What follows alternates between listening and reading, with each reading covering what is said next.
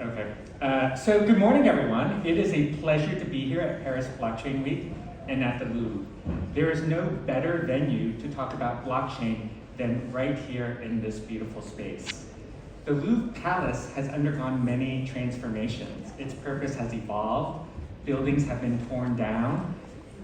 New structures have been added, and internal systems have been replaced.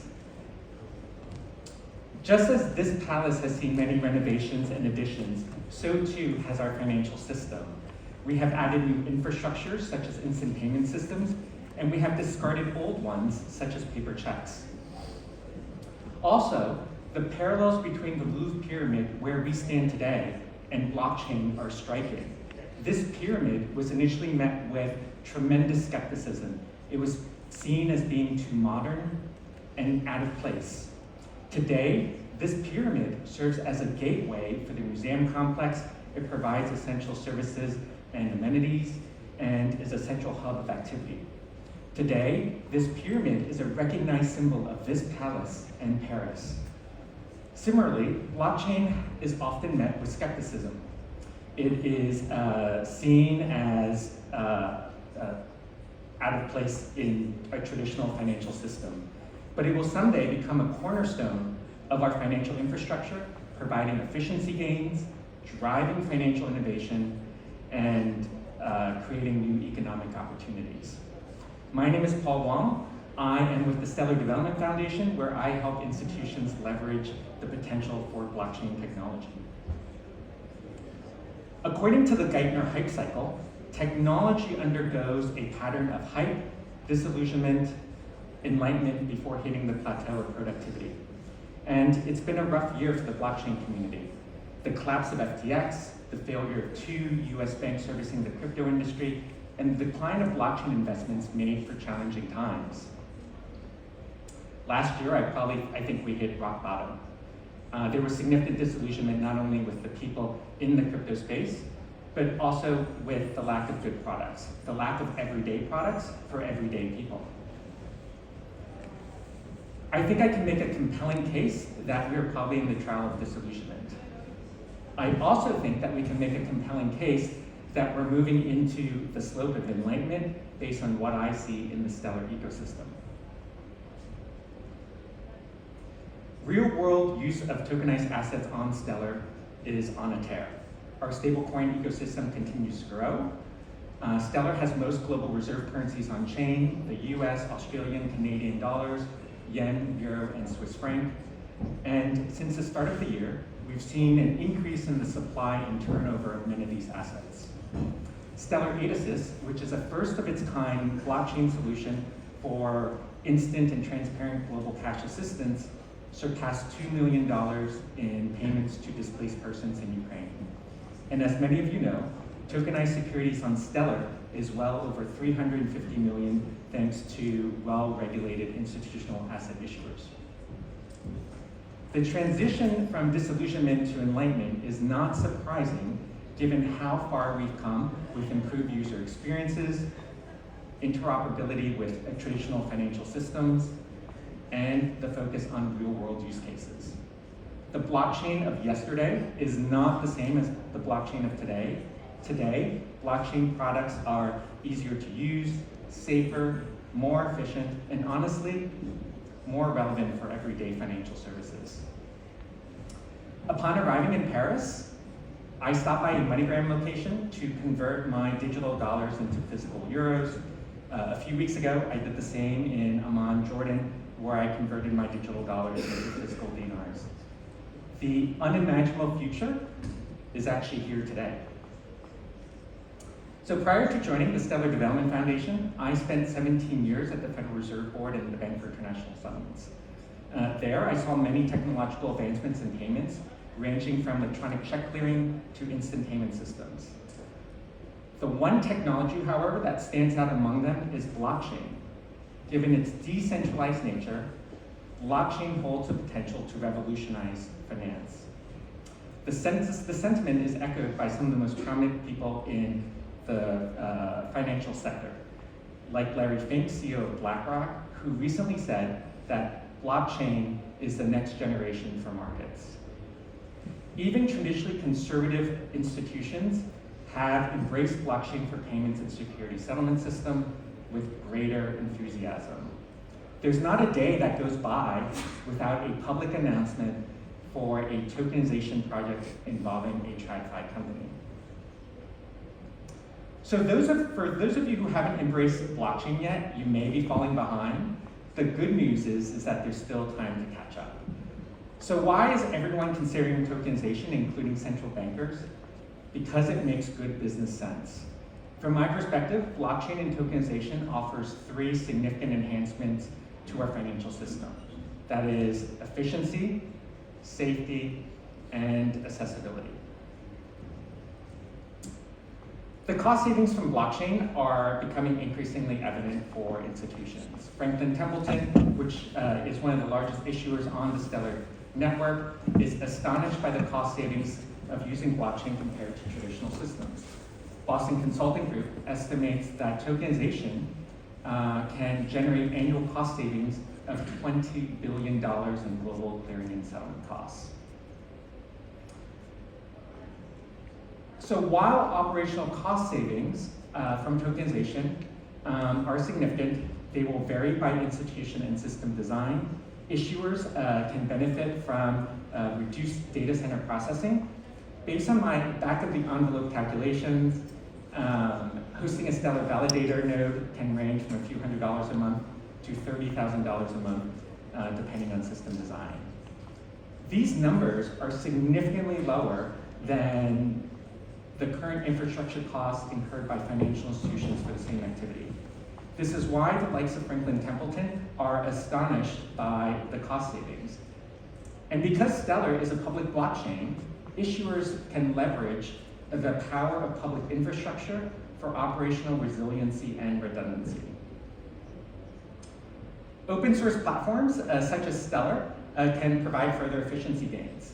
A 2022 Red Hat survey indicated that 77% of IT leaders recognize open source technology's capacity to support open innovation. Additionally, tokenization offers capital efficiency gains by eliminating intermediaries, shortening settlement cycles, and supporting 24/7 markets. This reduces credit and liquidity risk while allowing asset holders to utilize their capital more efficiently. Next, let's talk about safety. Safety is essential to any system that involves recording, storage, and transfer of value. With a show of hands, how many people here remember the early days of cloud computing when companies were afraid to use the cloud out of security, privacy, and control fears? So that's a good number of you.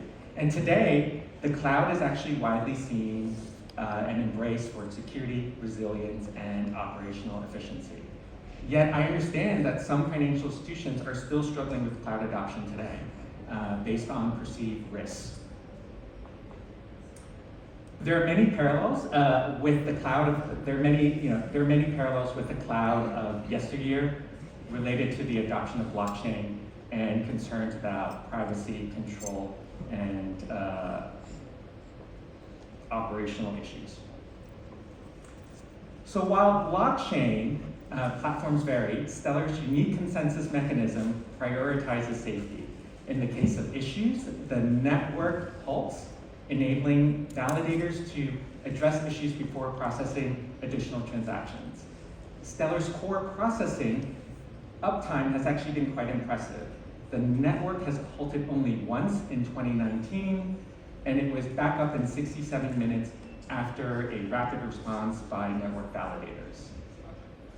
Not many payment systems operating 24/7 have this level of robustness. Not even central bank systems, which are often seen as best in class. Asset holders also benefit from new levels of safety and security. Self-hosted wallets allow asset holders to have full control of their assets without an intermediary, and it is much harder to hack 10 self-hosted wallets than one centralized system.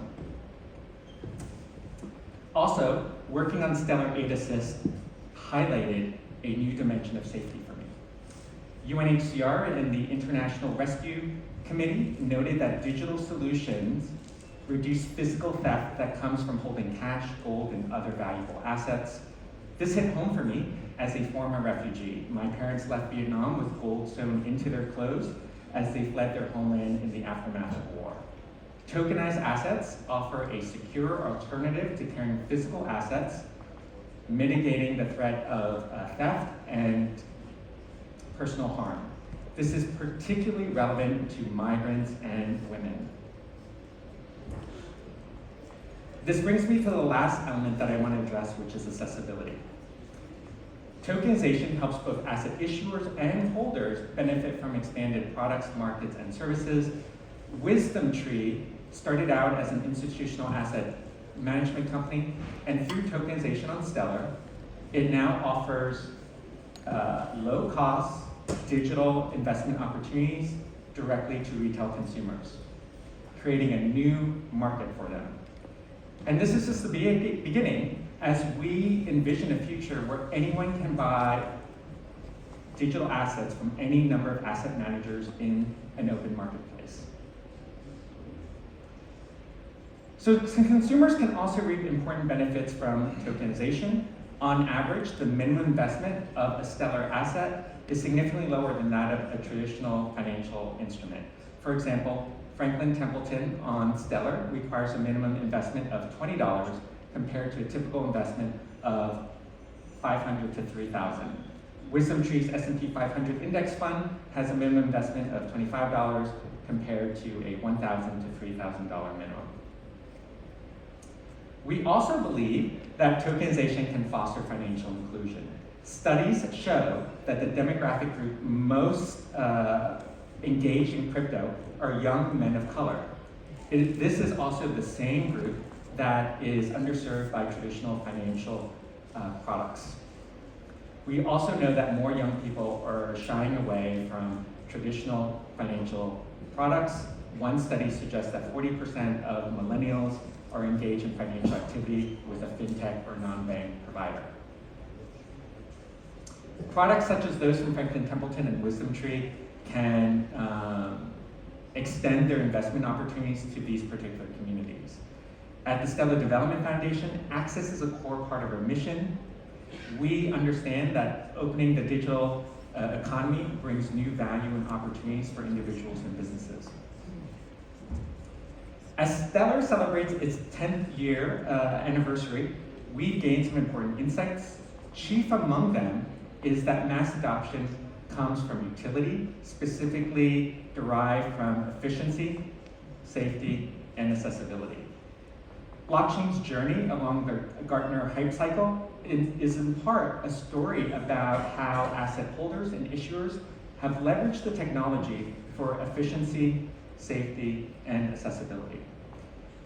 It is important to note that enhancing individual component parts alone is not adequate for mass adoption. While cost savings alone are important, they won't drive tokenization efforts. So with another show of hands, how many of you would forego a 5% discount to use a credit card? All right, so I see some of you. For those of you who raised your hands, what you just told me is that you value convenience more than cost savings.